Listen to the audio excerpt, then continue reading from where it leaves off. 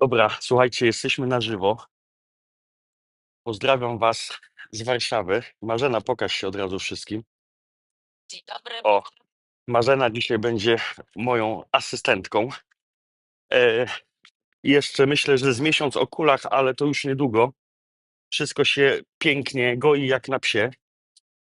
E, To będzie dzisiaj e, Warsaw Moonwalk, ale uczę się chodzić o kulach, coraz lepiej mi idzie. W ogóle to sobie przypomniałem dzisiaj, nie wiem czemu, bo przecież to nie ma totalnie związku. Moją komunię świętą i tam śpiewaliśmy takie piosenki różne i w ramach radzenia sobie ze stresem zaśpiewam wam piosenkę, którą e, przerobiłem na nasze potrzeby. Power walk, power o poranku, power i w południe. Power walk, power gdy zapada zmrok. 6:15 Warszawa. Maciej Dębski, Fundacja Dbam o mój zasięg. Nasz codzienny rozruch, po życie, po zdrowie, po zmianę nawyków. I uwaga, e, mam przyjemność zakomunikować, że to jest dokładnie 400 spacer. E, a cały czas pamiętam to lato zeszłego roku, kiedy z Mateuszem Kusierewiczem w Gdyni on mi zadał takie kluczowe pytanie: Maciej, a czy ty lubisz wcześniej wstawać? Że lubię, to powiedziałem lubię. No i tak wyszło. E, Dzisiaj rozmawiamy o przestrzeni, bo ona jest szalenie istotna w kontekście korzystania z zasobów sieci. W ogóle przestrzeń w życiu jest dla nas bardzo ważna. I ja to bardzo mocno widziałem, kiedy pracowałem na rzecz osób bezdomnych i z osobami bezdomnymi. Nawet kiedyś stworzyłem taką skalę udomowienia się, czyli jak szybko osoba bezdomna zaczyna powracać do placówki, mając w głowie film i takie wyobrażenie, że jest to jej dom. I w przypadku osób bezdomnych mieszkających w placówkach to następuje bardzo szybko. Po 2 latach osoby bezdomne wracają do placówki już z wizją, że to jest ich dom. Ktoś by powiedział, dla systemu to kiepsko, ale z drugiej strony wszyscy wiemy, że bezpieczna przestrzeń, bezpieczne zamieszkiwanie e, jest najważniejszą potrzebą dzisiaj i zawsze była to najbardziej potrzebna, najważniejsza potrzeba życiowa człowieka. Przestrzeń daje nam poczucie bezpieczeństwa. W naszej przestrzeni czujemy się bezpiecznie, pozwalamy sobie na więcej, dbamy o nią, może niekoniecznie ja, a w ogóle to się przeprowadzamy i niedługo będziemy w Oliwie mieszkać, więc jutro podpisujemy umowę, więc ten Power Walk z przestrzenią jest dla nas też bardzo ważny. W przestrzeni domowej dzieją się magiczne rzeczy, dzieje się też przemoc, e, ale w tej przestrzeni dzisiaj, w świecie zdominowanym przez nowe technologie, e, no po prostu trzeba dbać, trzeba dbać e, o taką higienę cyfrową, jeżeli chodzi o przestrzeń. Bo higiena cyfrowa to nie tylko dobry sen, nie tylko relacje, nie tylko ilość czasu i jakość czasu, nie tylko alternatywa do świata cyfrowego, czy na przykład, nie wiem, zaplanowanie cyfrowego detoksu, ale również porządek w przestrzeni. I ja to widzę bardzo po sobie, że oczywiście mówi do was szef, co bez butów chodzi. To też jest dla mnie mocne postanowienie, bo wiecie, jak się zmienia przestrzeń, czerwone światło, więc stoimy, nie to, że odpoczywamy. Ale doskonale wiecie, że e, zmiana miejsca zamieszkania jest takim, dla mnie przynajmniej, e, takim pomysłem, że pewne rzeczy trzeba zmienić, bo będzie się zmieniała totalnie przestrzeń. Jeśli chcesz utrzymywać higienę cyfrową na wysokim poziomie, to musisz dbać nie tylko o to, co wcześniej powiedziałem, i nawet o samo ustawienie narzędzia. Kiedyś zrobimy sobie power walk o higienicznym i bezpiecznym. Yy, o, tak, teraz. O, właśnie. W dół. Tutaj, o. O. Yy, sobie zrobimy power walk cały o higienicznym ustawieniu narzędzia samego telefonu. Ale dzisiaj mówimy o przestrzeni. Jakie błędy najczęściej popełniam ja? Niech w komentarzu napiszcie w ogóle, co myślicie na ten temat, jakie wy macie sposoby, bo to, że ja wam przedstawię 5 czy 10 sposobów na przyjazną przestrzeń, to jest punkt wyjścia, a nie dojścia. Po pierwsze, smartfony nie mogą być w centrum ogniska domowego. Musicie sobie zdiagnozować, jak mieszkacie, i gdzie się najczęściej spotykacie, i tam nie może być telefonów. To muszą być przestrzenie, te smartfony muszą być w przestrzeni obok, żeby nie doprowadzić do mózgu do takiego linku, tam gdzie gadamy, tam gdzie się spotykamy, to tam są smartfony. Druga rzecz, różnie mieszkamy, natomiast bardzo ważna rzecz, a mianowicie, jeśli wam się uda stworzyć odrębne przestrzenie do pracy, odpoczynku, i tam, gdzie jest odpoczynek, nie wejdą smartfony, to jest super sprawa. Odpoczynek z telefonem w łapie. O Jezu, zawsze się łapię na tym passive screen time, że to mnie też czasem rozwala, ale odpoczynek z telefonem w ręku to jest oksymoron. To jest jak wypoczynek z dziećmi. Pamiętajcie, to się nie uda. Oczywiście żartuję. A propos wypoczynku, to od razu wam powiem, Fundacja Dbam o Mój Zasięg odpaliła stronę i rekrutację relacjewwakacje.pl. Jak chcecie dać nam na 10 dni bez smartfonów dzieci na wypoczynek letni, skontaktujcie się z nami, bo naprawdę warto. W każdym razie, wracając do tej przestrzeni domowej, wyznaczone strefy na różnego rodzaju aktywności. Tam, gdzie odpoczywasz, nie masz smartfona. 3. Bo wiecie, jakby mnie ktoś z was zaprosił do chaty, to ja już dzisiaj mam tak, że ja po tym, co widzę, jestem w stanie zobaczyć, czy ta rodzina, w której jestem, ta przestrzeń jest cyfrowo-higieniczna, czy nie. Prosta sprawa. Zwracajcie uwagę, gdzie ładujecie wszelkiego rodzaju sprzęty. Wystarczy, że przyjdę do was do chaty i zobaczę,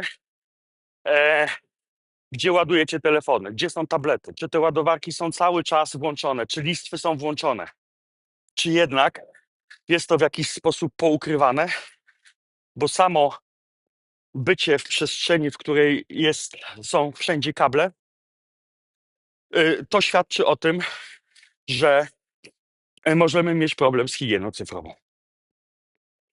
Powinny być tak naprawdę w domu co najmniej 3 strefy. Chodź się obrócimy, to od razu wszystkim Pałac Kultury pokażemy. Ciach, ciach, ciach. Jest tam Pałac Kultury? W drugą stronę?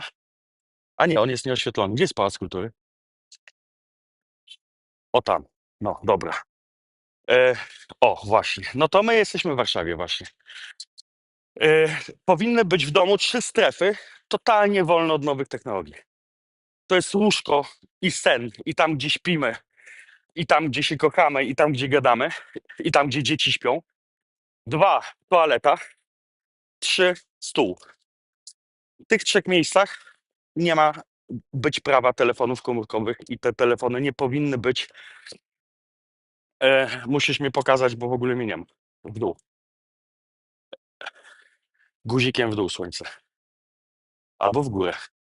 I na mnie.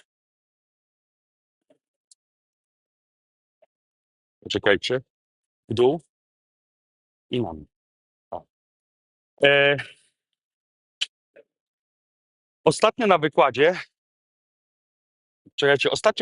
jeszcze w zeszłym roku, no bo wiecie, jak bierzemy telefony do toalety, to tak naprawdę nie ma żadnych racjonalnych powodów pozytywnych, dla których te telefony powinny być w toaletach. Ale ostatnio, przed jeszcze moją operacją, jeden z ostatnich wykładów dla rodziców w zeszłym roku zrobionych, pani mówi, ale wie pan co, ja się z panem nie zgodzę.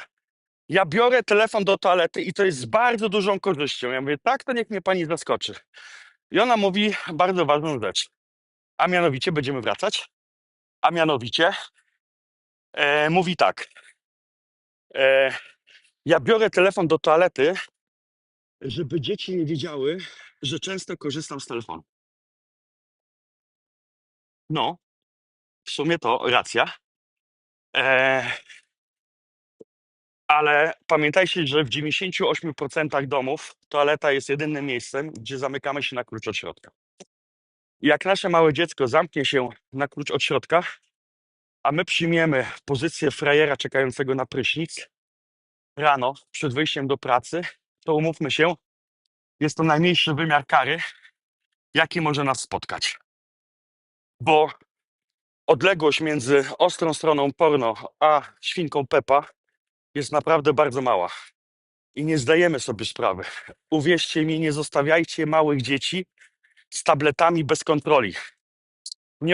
Nie ograniczymy w całości tablety u dzieciaków, ale pamiętajcie, dzieci bez kontroli mogą niechcący zobaczyć inną świnkę Pepę.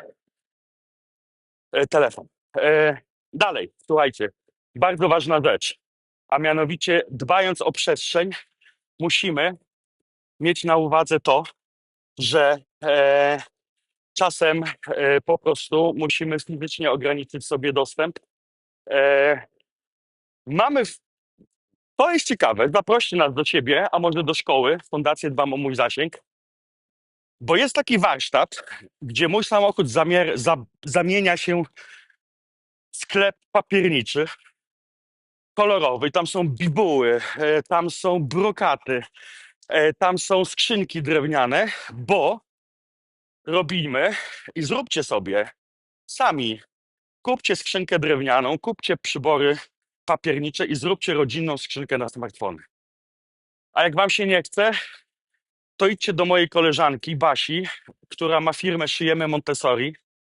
Jak wejdziecie na Szyjemy Montessori, zobaczycie, że razem z nią Fundacja Dbam o Mój Zasięg przygotowała specjalne makatki, organizery do, e, do przechowywania telefonów komórkowych. Tylko pamiętajcie, że cokolwiek zrobicie, to nie jest dla dziecka, tylko to jest dla całej rodziny. Kolejna rzecz, na higienę cyfrową wpływa to, w jaki sposób przygotujesz miejsce, w którym korzystasz z telefonu. Bo jeśli to miejsce jest niehigienicznie stworzone, jest źle doświetlone, źle masz ułożone ciało, korzystając z telefonu komórkowego. Jeżeli jest ciemno, a ty sobie twarz rozjaśnisz po prostu ekranowym światłem, to umówmy się, nic z tego dobrego nie będzie. Będziesz miała eye dry syndrome, zespół suchego oka, będziesz miała zaburzenie w wydzielaniu melatoniny.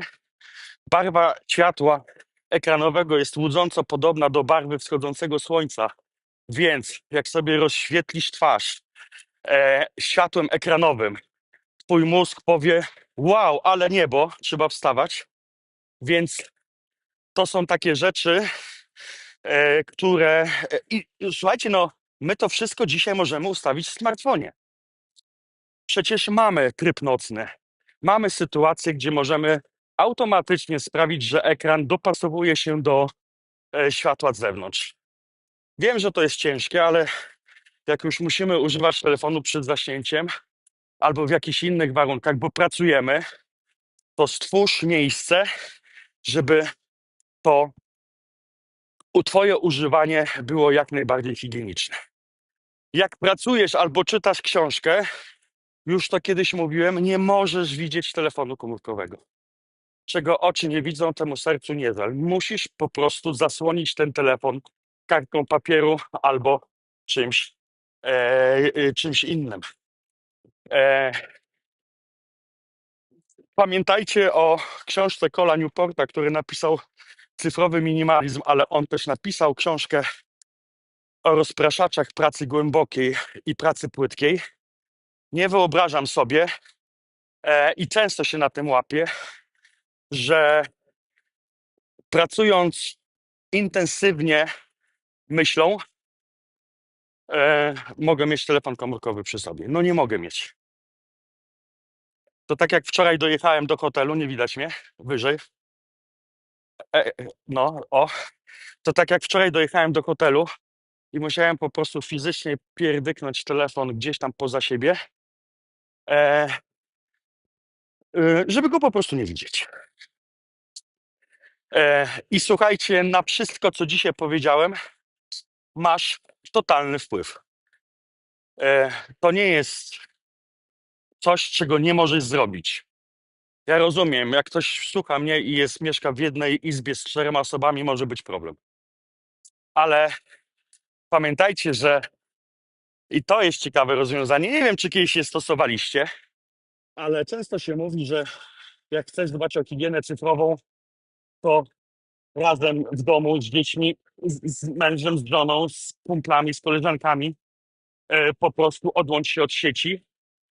Ale myślę sobie, że doskonała okazja do wspólnego tworzenia higieny cyfrowej nie jest wspólne nieużywanie telefonów, ale wspólne korzystanie z telefonów. Więc tak jak zawsze mówiłem, zaplanujcie godzinę, 2 bez sieci, to zaplanujcie godzinę, gdzie wspólnie siedzicie, może coś razem robicie w telefonie komórkowym, w internecie, a może robicie zupełnie coś innego, ale robicie to razem. W takim sensie, że ja siedzę na kanapie, Marzena siedzi na fotelu, nie wiem, Antek siedzi gdzieś tam, prawda, czy nie wiem, Mateusz z dzieciakami i z żoną coś tam, prawda, ale razem w pokoju. Na przestrzeń mamy wpływ. Jak w przestrzeni będziesz miała syf, ona będzie ci ta przestrzeń po prostu tylko przeszkadzać w higienie cyfrowej. Więc poczekajcie. Więc no właśnie. I to możesz zrobić od dzisiaj. Przy okazji, dzisiaj jest poniedziałek. Przejdź się po chacie i zobacz, jaką masz kulturę zarządzania nowymi technologiami. Gdzie odkładasz telefon? Gdzie je ładujesz? Co się z tymi ładowarkami dzieje? Jak wyglądają ustawienia twojego telefonu? Gdzie ten telefon zabierasz? Pamiętaj, że jak masz włączoną geolokalizację, a często jej nie wyłączamy, oddajesz całą mapę tego, jak mieszkasz, wszystkim koncernom technologicznym. Ludzie wiedzą, ile masz izb, gdzie najczęściej używasz telefonu, o jakich porach, dniach i ładują ci do głowy syf reklamowy dopasowany do twojej kultury higienicznej bądź niehigienicznej. A jak znikniesz z sieci, to zrobią wszystko, żebyś jak najszybciej w tej sieci znowu była. I tak to jest. Ogłoszenia parafialne. 400 odcinek. Jutro Mateusz Kuśnierewicz, z tego co pamiętam w kalendarzu, zabiera was na 401 spacer. Raz, dwa. Bardzo dziękujemy wszystkim, którzy wspierają projekt Powerwalka. Rozwijamy się, mamy plany, ale to pewnie Mateusz wam na bieżąco wszystko mówi. 3. Wracam do zdrowia. 4. Pamiętajcie o koloniach i obozach dla dzieciaków. 10 dni bez telefonu, bo teraz wiecie, teraz wszyscy są specjalistą od higieny cyfrowej. I nie dajcie się nabrać, jak będziecie szukali miejsca na wypoczynek dzieciaków, że ktoś wam powie, kolonia offline bez telefonu, telefony dajemy tylko wieczorem dzieciom. No to przecież to jest bez sensu. 10 dni, 2 miejscowości, Mur-Zasichle i Słupkowy, koło Tczewa, Mur-Zasichle, koło Zakopanego. W ciągu 10 dni dziecko będzie mogło skorzystać tylko raz, pewnie w środę albo w czwartek, w 7 dniu kolonii, przez pół godziny z telefonu komórkowego. I wiecie po co będzie korzystać? Żeby zadzwonić do rodziców, że to już w niedzielę trzeba odebrać dzieci, bo rodzice zapominają, że trzeba odebrać dzieci z kolonii. E, to jest 10 dni, więc ja się zawsze śmieję, to ma swój urok, ale czasem rodzice mówią, słuchajcie, a nie macie czegoś na 2 miesiące? No nie, nie mamy czegoś na 2 miesiące, ale 10 dni. Relacje w wakacje. Relacje w wakacje. Aha, i jeszcze bardzo ważna rzecz. Jestem w Warszawie nie bez powodu. O 8:33 występuję w pytaniu na śniadanie. E, Popełniłem taki artykuł o pracy bez wytchnienia. Kultura tak to napisałem i to się okazało na głównej okładce. I dzwoni do mnie pani, mówi, że chciałaby zaprosić mnie, żebyśmy rozmawiali o pracy offline i online. To wie pan, jak to zrobić, żeby na antenie nie napisać kultury, wie pan, no bo my nie możemy tak podać. No więc powiedziałem, że właśnie kultura bez wytchnienia, kultura bez prawa do bycia offline. O tym dzisiaj będziemy rozmawiali. No i pamiętajcie o naszej piosence, znaczy mojej piosence, ale fajnie byłoby stworzyć jakiś taki film powerwalkowy. Power walk, power od poranku, power i w południe. Power walk, power, gdy zapada zmrok. Pozdrawiamy Was bardzo ciepło. Sorry, że z emblematem na żabkę. Odwróćmy się tak o. Czy przejść o tu. Trzymaj. E, Marzena Pozdrawiam. pozdrawia Was, a ja już też Was żegnamy. Idziemy jeść i szykujemy się do telewizji. Niech Wam się uda cały poniedziałek i cały tydzień. Trzymajcie się i bądźcie z nami. Maciej Dębski. Cześć.